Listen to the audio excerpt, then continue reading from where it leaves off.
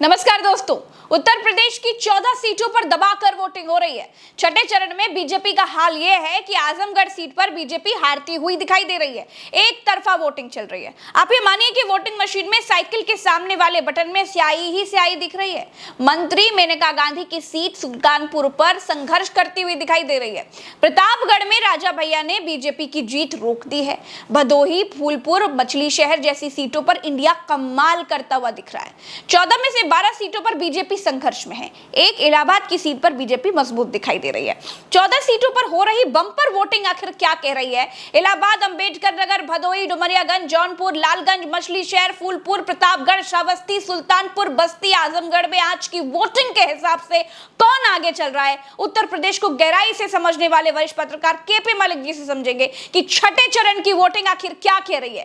KP Malik ji, पिछली बार छठे चरण की 14 में से 9 सीटें बीजेपी जीती थी, 5 सीटें विपक्ष के खाते में गई थी। इस बार की ये बंपर वोटिंग क्या कह रही है सर? देखिए प्रज्ञा, अगर आप देखेंगे ये जिन सीटों पे चुनाव हो रहा है, यहाँ पे दलित और पिछड़े वर्ग की संख्या ज्यादा है और भारतीय जनता पार्टी को तमाम मायावती का वोट ट्रांसफर हुआ था, इसमें कोई दो राय नहीं है। इसलिए भारतीय जनता पार्टी को कई जगह बड़ा अच्छा एज रहा था।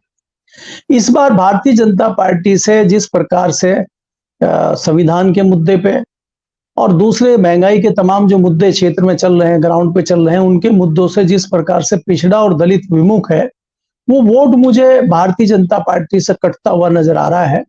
और पिछली बार के मुकाबले अगर आप देखेंगे कि सब सीटों पे बसपा चुनाव नहीं लड़ रही थी क्योंकि गठबंधन था, सब जगह हाथी नहीं था।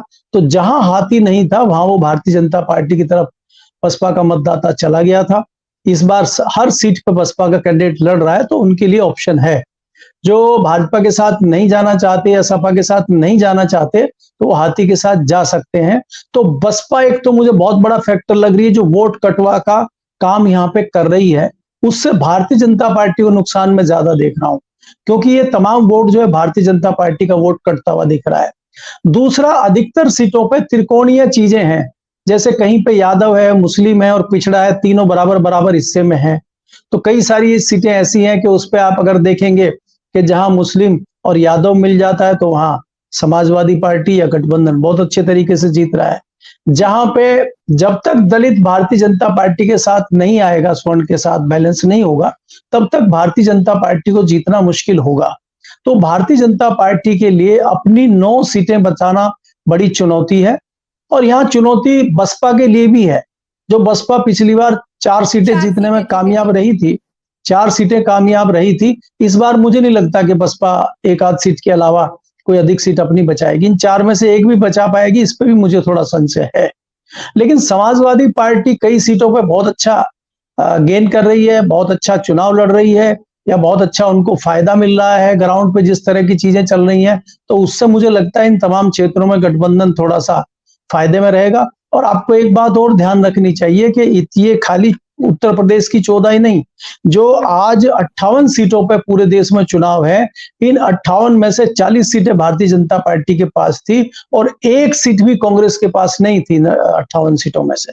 तो मुझे लग रहा है कि कुछ सीटों पर कांग्रेस का खाता भी खुल सकता है, क्योंकि जैसे अगर हम इलाहाबाद सीट का जिक्र करें तो इलाहाबाद सीट कांग्रेस के खाते में आई है और वहां 2 बड़े राजनीतिक घराने हैं। अगर आप देखेंगे, रेवती रमन सिंह कई बार विधायक रहे हैं, 2 बार सांसद रहे हैं, पुराना राजनीतिक घराना है। तो उनके बेटे जो हैं वो उज्जवल रमन लड़ रहे हैं। इसके अलावा भारतीय जनता पार्टी के नीरज त्रिपाठी लड़ रहे हैं, जो केसी नाथ त्रिपाठी के बेटे हैं, जो विधानसभा अध्यक्ष रहे और बाद में गवर्नर भी रहे वेस्ट बंगाल के।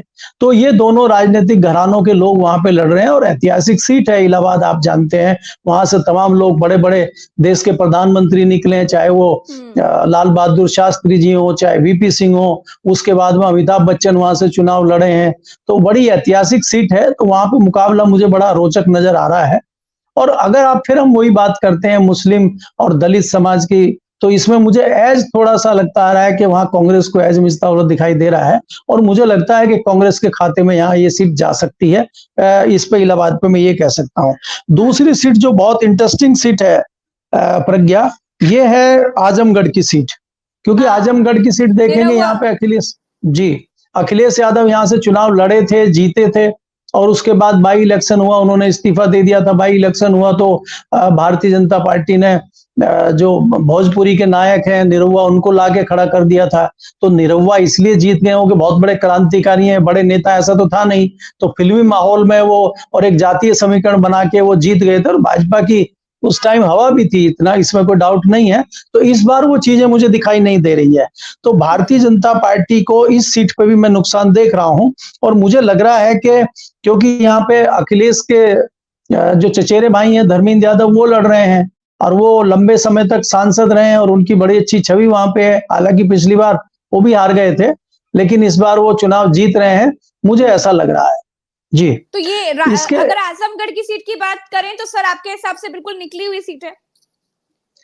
आजमगढ़ पे देखिए, आजमगढ़ पहले बसपा के पास भी रही है, वहां ये समीकरण बिल्कुल काम करता है, क्योंकि वहां पे यादव लगभग 3 लाख है, मुस्लिम लगभग 3 लाख है, और जो दलित वोट है वो भी लगभग 3 लाख है। तो जैसे ये दो समीकरण मिलते हैं तो तुरंत आप 6 लाख वोट पे खड़े होते हैं, बाकी जो आपको मिलता है वो सब प्लस होता चला जाता है। तो इसलिए समीकरण साफ साफ दिखाई दे रहा है कि यादव और मुस्लिम, इसके अलावा जो भी मिलेगा वो प्लस होगा। और ये जो फैक्टर काम कर रहा है यहाँ पे संविधान वाला, इससे दलित वोट भी समाजवादी को मिलेगा। तो इसलिए मुझे क्लियर कट ये समाजवादी पार्टी की सीट निकलती हुई दिख रही है। और इसके अलावा अगर आप जौनपुर पे बात करें, जिस प्रकार से जौनपुर पे तमाम युद्ध यूपी में चल रहा है, तमाम ठाकुरों को मनाया जा रहा है, तमाम धनंजय सिंह को जिस तरह से बुलाया जा रहा है, कभी अंदर डाला जा रहा है, कभी बाहर निकाला जा रहा है, तो उस पर भी बड़ा घमासान है। और वहां पे कांटे की टक्कर चल रही है, क्योंकि खुलेआम ठाकुर जो लोग हैं, ये खुलेआम कई सारे नेता नहीं जा रहे हैं, लेकिन पब्लिक खुलेआम भारतीय जनता पार्टी का विरोध करते हुए गठबंधन की तरफ जा रही है। तो मुझे लग रहा है कि कृपा शंकर को भारतीय जनता पार्टी मुंबई से लेके आई है, तो वो कोई ग्राउंड के आदमी तो नहीं है, तो वो सीट भी मुझे बहुत आसानी से भाजपा को जाती हुई दिख नहीं रही है। हालांकि मैं ये नहीं कहूंगा कि भारतीय जनता पार्टी वहां से आ रही, लेकिन वहां कड़ी टक्कर है, तो ये सीट भी गठबंधन को जा सकती है। इस तरह के समीकरण इन सीटों पे हैं। बाकी अगर आप देखेंगे, एक सीट ये हाई प्रोफाइल सीट सुल्तानपुर, हाँ सुल्तानपुर सीट है हाई प्रोफाइल। वहां पे आपने देखा होगा कि मेनका गांधी चुनाव लड़ रही हैं। आखिर तक आशंका ये लगाई जा रही थी कि भारतीय जनता पार्टी मेनका गांधी को टिकट देगी कि नहीं देगी, क्योंकि वरुण गांधी का टिकट कट गया था। तो हालांकि बाद में भारतीय जनता पार्टी की हिम्मत नहीं हुई टिकट काटने की, कहीं दोनों ही माँ बेटा बगावत ना कर दें। और दूसरी अनोखी बात यह है कि अभी वहां पे अपनी माँ का जो प्रचार करने के लिए वरुण गांधी पहुंचे हैं, उनके जो प्रोग्राम हो रहे हैं, उनकी जो रैलियां हो रही हैं, उन्होंने गले में भारतीय जनता पार्टी का पट्टा नहीं पहना है। उन्होंने एक सिंपल गले में जो पट्टा डाला है उस पर राधे राधे लिखा हुआ है, और वो भारतीय जनता पार्टी का नाम कहीं नहीं ले रहे। वो अपनी माँ के बारे में बात करते हैं, वो दूसरी तमाम चीजों के बारे में बात करते हैं, वो क्षेत्र वालों को बताते हैं कि हम पुराने आपके सहयोगी साथी रहे हैं। तो भारतीय जनता पार्टी से विमुख अभी भी लग रहे हैं वो, और वो कोशिश कर रहे हैं। अब इन परिस्थितियों में क्या होगा, क्योंकि मदर तो भारतीय जनता पार्टी से ही लड़ रही हैं, और लोगों में जिस प्रकार से नाराजगी, अगर भारतीय जनता पार्टी से नाराजगी है और मेनका से नाराजगी नहीं होगी, इस पर मुझे थोड़ा संशय है। तो यहाँ क्लियर कट नहीं कहा जा सकता कि भारतीय जनता पार्टी जीतेगी या नहीं जीतेगी, क्योंकि गठबंधन के साथ मुकाबला इनका अच्छा अभी तक लग रहा है। बाकी देखते हैं शाम तक क्या नतीजे आते हैं जी। दूसरी एक सीट अगर आप देखें, डुमरियागंज की जो सीट है, डुमरियागंज की सीट पे आप देखेंगे जगदम्बिका पाल तीसरी बार चुनाव लड़ रहे हैं प्रज्ञा। और जगदम्बिका पाल जो है वो ऐसे व्यक्ति हैं जो कांग्रेस से मजबूत स्थिति में छोड़ के आए थे, और भारतीय जनता पार्टी ने उनको ना मंत्री बनाया, ना कोई बहुत महत्वपूर्ण पद उनको दिया। तो कहीं ना कहीं वो खुद भी खीन है, लेकिन चुनाव लड़ रहे हैं। लेकिन समाजवादी पार्टी के जो कुशल तिवारी उनके सामने लड़ रहे हैं, ब्राह्मणों में उनका अच्छा खासा दखल है, तो उनको सवर्ण वोट भी मिलेगा यहाँ पे। और दूसरा क्या है कि जो बसपा का वोट है, क्योंकि हालांकि बसपा ने एक नदीम मिर्जा जो है मुसलमान है, उनको टिकट दिया है, लेकिन मोहम्मद नदीम को हो सकता है थोड़ा बहुत मुस्लिम का वोट मिले। लेकिन आप देख रहे हैं बाकी सीटों पे भी, भले ही मैंने कहा पहले भी कि आपको बसपा सिर्फ वोट कटवे का काम करेगी, बसपा बहुत मजबूत स्थिति में मुझे कहीं नहीं दिखाई दे रही है। तो मुस्लिम भी बंटना नहीं चाहेगा, इसलिए मुस्लिम भी सपा को एक मुश्त वोट करेगा। और दलितों में भी, जो मैंने पहले आपको कहा है कि संविधान के मुद्दे पे कुछ दलित भी समाजवादी पार्टी के साथ जाएगा। तो इस बार मुझे जगदम्बिका पाल हारते हुए नजर लग रहे हैं और ये सीट भी मैं कह सकता हूं कि क्लियर कट समाजवादी पार्टी जीत रही है प्रज्ञा जी। सर अब चुनाव जो है वो पूर्वांचल पहुंच चुका है।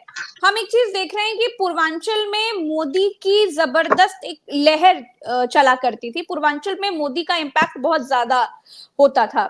लेकिन एक चीज और भी देखी कि पिछले चुनाव में 5 सीटें मोदी बनारस तो जीते लेकिन आसपास की 5 सीटें हार गए थे। आपको क्या लगता है कि मोदी बनारस से निकलकर आसपास की सीटों पर अपना कोई प्रभाव क्यों नहीं डाल पाते? प्रचंड लहर के बावजूद हार गए थे 5 सीटें। देखिए प्रज्ञा, अगर आप देखें 2019 और 2024 में एक जो महत्वपूर्ण बदलाव है, महत्वपूर्ण आपको परिस्थितियां बदली हुई दिख रही हैं, उसका कारण ये है कि एक तो प्रधानमंत्री का 2019 वाला चेहरा नहीं है।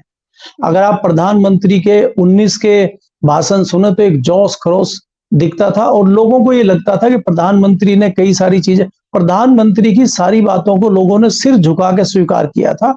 चाहे वो कोरोना का मामला हो, ताली थाली बजाने का मामला हो, चाहे वो नोटबंदी का मामला हो, क्योंकि प्रधानमंत्री ने कहा था कि मैं थोड़े कड़े फैसले लूंगा, इसलिए हो सकता है आपको थोड़ी तकलीफ हो। तो लोगों ने तकलीफ सहन करते हुए प्रधानमंत्री के सारे फैसलों को सिरोधार्य किया था। लेकिन रिजल्ट वो अगले उन 5 सालों में कुछ नहीं दिखा पाए। और पिछली बार आपने देखा कि जिस नोटबंदी की बात करते थे आप और आपके जिस पे आप चुनाव 2019 का जीत के आए थे, वो तो उल्टा ही हो गया।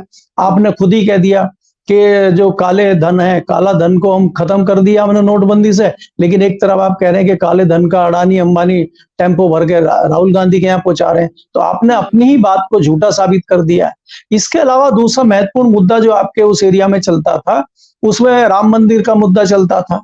अब राम मंदिर बन गया है, राम मंदिर का कहीं जिक्र नहीं है। प्रधानमंत्री जी खुद राम मंदिर के मुद्दे का जिक्र नहीं कर रहे हैं। तो ये एक बड़ी बात मुझे लगती है कि प्रधानमंत्री इतना बड़ा, इतना ऐतिहासिक काम करने के बावजूद राम मंदिर के मुद्दे से दूर क्यों है। इसके अलावा जितने भी महत्वपूर्ण फैसले पिछले 10 साल में प्रधानमंत्री जी लिए हैं, वो खुद भी मानते हैं, बाकी लोग भी मानते हैं। प्रधानमंत्री जी क्यों नहीं उन मुद्दों को गिना रहे हैं? तो ये महत्वपूर्ण बात है। अब ये सारे मुद्दे गौण हो गए हैं और प्रधानमंत्री के जो दूसरे मुद्दे हैं वो हावी हैं। वो कौन से मुद्दे हावी हैं कि इनके लोग कह रहे हैं कि इस बार 400 पार हमें इसलिए चाहिए कि हमें संविधान चेंज करना है। तो संविधान चेंज करना है तो आपका वो मैसेज जमीन पे है और उस मैसेज के हिसाब से एक बड़ा वर्ग आपको वोट कर रहा है और वो नेगेटिव वोट कर रहा है। दूसरा, आपने जिस प्रकार से यूथ को साधने की कोशिश की थी कई सारी चीजें करके, आपने वो खत्म हो गई कि आप अग्निवीर ले आए कि अग्निपथ योजना है और हम नए नए अग्निवीर पैदा करेंगे। तो वो जो नए अग्निवीर आप पैदा कर रहे हैं उनका भविष्य क्या होगा, उससे बहुत ज्यादा युवा खपा है। जिस प्रकार से लगातार पर्चे लीक हो रहे हैं, बेरोजगारी बढ़ रही है, नए जो बच्चे आ रहे हैं उनको नौकरी मिल नहीं रही है। तो युवा कहीं ना कहीं आपसे खिन्न है। तो आपसे बड़ी संख्या में युवा और बड़ी संख्या से दलित लोग खिलाफ हैं। तो इसका नतीजा भारतीय जनता पार्टी को इन चुनाव में इन सीटों पर मिलता हुआ मुझे साफ साफ दिखाई दे रहा है जी। सर, एक चीज जो हम पिछले कई चरणों में देखते आ रहे हैं वो इस चरण में भी देखने को मिली है, छठे में भी, कि मुस्लिम बाहुल इलाकों में बड़ी धीमी वोटिंग हो रही है। इसके पीछे क्या कारण दिख रहा है? मतलब क्यों, इससे क्या होता है? देखिए प्रज्ञा, अगर आप देखेंगे कि इस बार मुस्लिम बाहुल्य इलाकों से जो हमें जानकारी मिल रही है, कई जगह तो ये हुआ है कि उनके बूथ को डिस्टर्ब करने की कोशिश की गई है। जहां पहले बूथ लगते रहे हैं उनके एरिया से थोड़े दूर बूथ लगाए गए हैं ताकि ज्यादा भयंकर गर्मी पड़ रही है तो ज्यादातर लोग बूथ पर ना जा पाए। फिर क्या है, कई बार कोशिश की गई है कि ऐसे दिन लगाए जाए जिस दिन वो लोग बिजी रहते हैं, क्योंकि आपको याद होगा जुमे के दिन कई जगह कई बार मतदान हुआ। इसके अलावा ये देखा गया है कि जब वो लोग आते हैं और लंबी लंबी लाइनें हो जाती हैं तो कहीं मशीनें खराब हो जाती हैं, कहीं उनके बाहर आई कार्ड चेक होने लगते हैं। तो किसी न किसी तरह से उनको डिस्टर्ब किया जाता है और वोटिंग को धीमा कर दिया जाता है ताकि लंबी लाइनें और ज्यादा हो जाएं और उनको फिर जो है छिन बिन तितर बितर करने के लिए पुलिस का प्रयोग किया जाए ताकि उनको डिस्टर्ब किया जाए। तो ये भी कहीं ना कहीं इस तरह की कई सारी चीजें देखी जा रही हैं। अब मशीनें खराब हो जाती हैं, मशीन को लू लग जा रही है। कई सारे लोग ये भी देखे गए हैं कि आपने वो गलत वोटिंग कर रहे हैं, पकड़े गए कई लोग, कई वीडियोज आई हैं। तो ये कोशिशें भी भारतीय जनता पार्टी कर रही है। तो इस तरह की कोशिशें तभी की जाती हैं जब आप कहीं ना कहीं आपको लगता है कि हम हार रहे हैं या आप उदास, हताश, निराश हो जाते हैं तो आप इस तरह की हरकतें करते हैं। आपने देखा होगा पिछली बार कन्नौज में आरोप लगाया गया था कि यूपी पुलिस जो है हमें वोट ही नहीं डालने दे रही है, हमें डिस्टर्ब करी। बताइए उत्तर प्रदेश में भाजपा की सरकार है, केंद्र में भाजपा की सरकार है और वोट आपको समाजवादी पार्टी नहीं डालने दे रही। तो ये हास्यास्पद बातें जब हो रही हैं, तो ये जताती है कि कहीं ना कहीं निराशा का भाव पार्टी में भी है, कार्यकर्ताओं में भी है, नेताओं में भी है, जो साफ झलक रहा है, साफ दिखाई दे रहा है। जी। अच्छा सर, एक चीज और है, प्रतापगढ़, इलाहाबाद, फूलपुर, अगर हम इन सीटों की बात करें तो राजा भैया का समाजवादी पार्टी के साथ का जो इफेक्ट है, पॉजिटिव इफेक्ट सपा के लिए या इंडिया गठबंधन के लिए, वो बहुत जोरों शोरों पर दिखाई दे रहा है। आपको क्या लग रहा है? फिर ऊपर से तो ठाकुरों की नाराजगी भी है। ये छठा चरण कितना और ज्यादा खतरनाक, घातक साबित हो रहा है भाजपा के लिए? देखिए प्रज्ञा, आपको ये पता है कि ये जिन सीटों पर चुनाव हो रहा है, इसमें से कई सारी महत्वपूर्ण सीटें हैं, जैसे मैंने जौनपुर का भी आपको बताया, और बनारस और उसके आसपास की जो सीटें हैं वहां पे अच्छी खासी तादाद में ठाकुरों की तादाद है और कई सारे नेता हैं। और देखिए, आज अगर आप राजा भैया को बात करते हैं तो उन्होंने, वो किसी बड़े राजनीतिक दल से नहीं जुड़े, लेकिन उनका एक अपना अस्तित्व है और उन्होंने अपनी एक मजबूती के साथ अपनी एक इमेज बना के रखी है। तो पिछले दिनों जिस प्रकार से उनके साथ व्यवहार हुआ है, उसको वो मान के चल रहे हैं कि उनका अपमान हुआ है और उनका अपमान एक करने की कोशिश की गई है। जिस प्रकार से उनके घर पे लोगों को भेजा गया, उनको दबाने की कोशिश की गई, तो कहीं ना कहीं ये रिएक्शन सामने आ रहा है कि वो भारतीय जनता पार्टी के विरोध में बहुत ज्यादा कुछ नहीं कर रहे थे पहले, लेकिन इस अपमान के बाद वो एक्टिव हुए हैं। और भले ही वो खुलेआम ज्यादा ना बोले, लेकिन उनका इंडिकेशन यही है कि भारतीय जनता पार्टी को हराने का काम किया जाए।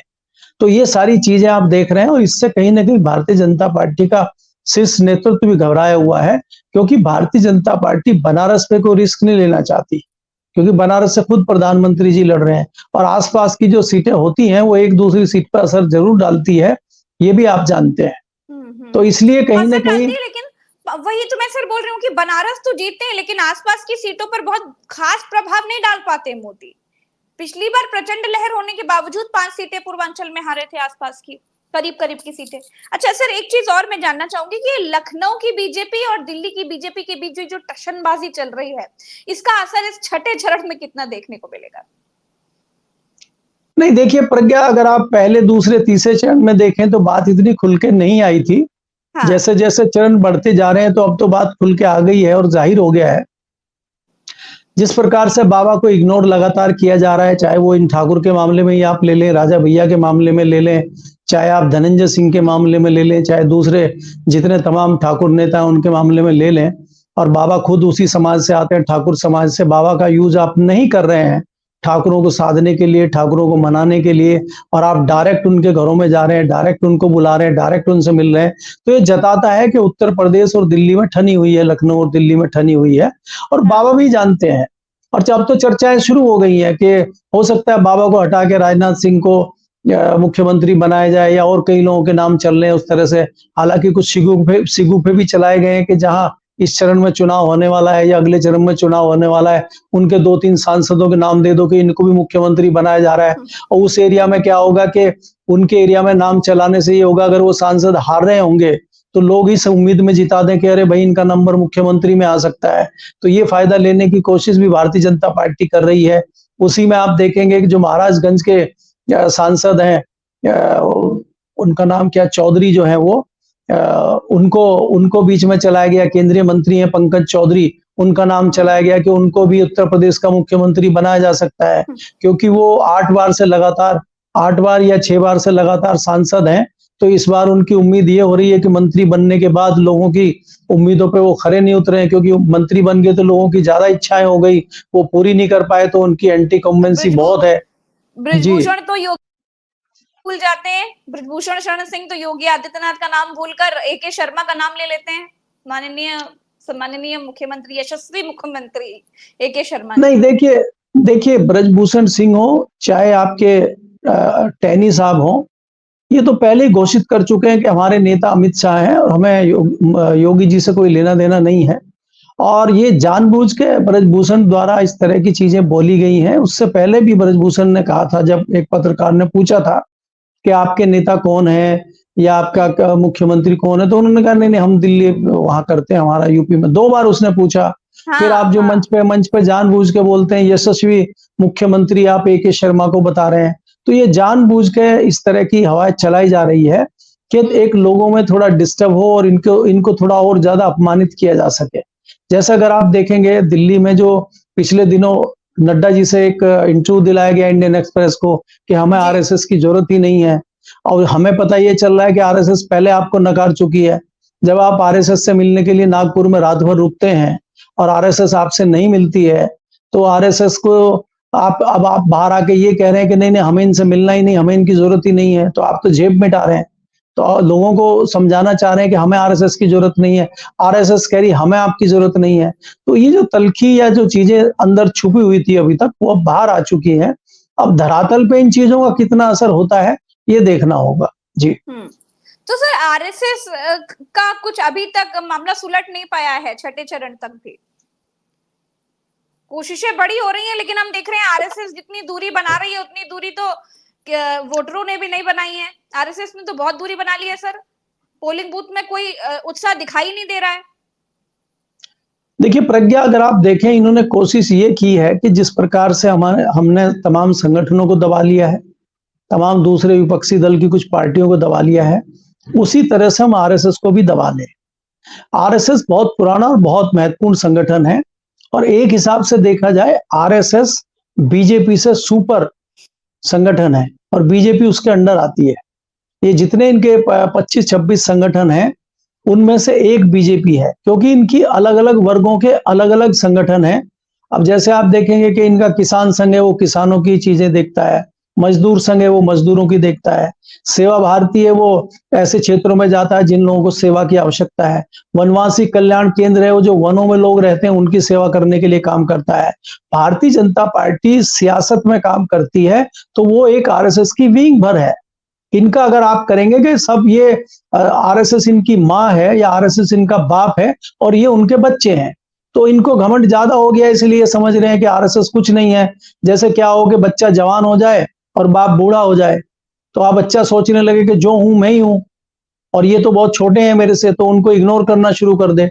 तो ये इनके दिमाग में चल रहा है और ये आने वाले समय में इनके लिए बड़ा घातक सिद्ध होगा।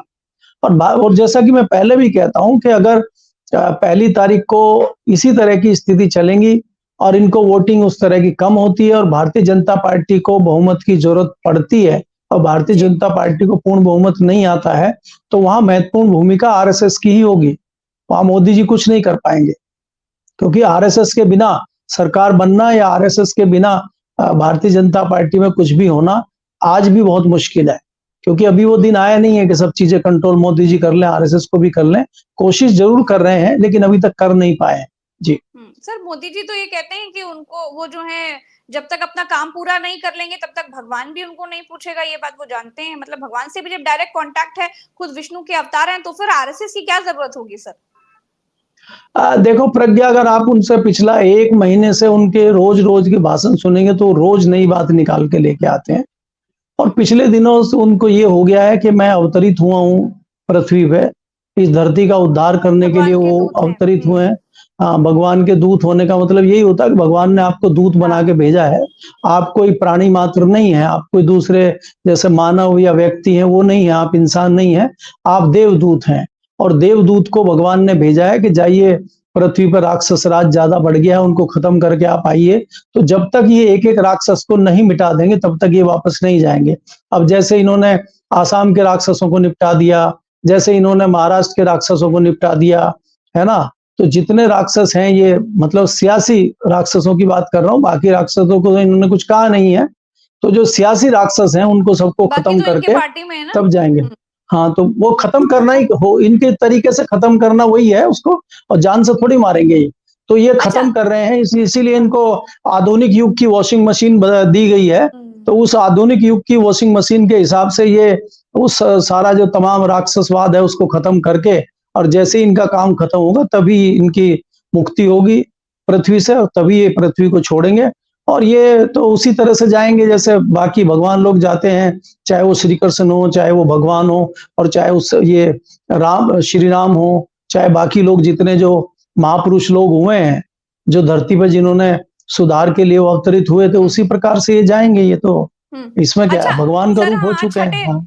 छठे चरण में बैठे हैं, बम्पर मतदान हो रहा है, आपको क्या लग रहा है कि ये छठा चरण ओवरऑल आपका क्या सार कह रहा है? कितनी सीटें एनडीए के खाते में जा रही हैं, कितनी सीटें इंडिया के खाते में जा रही हैं?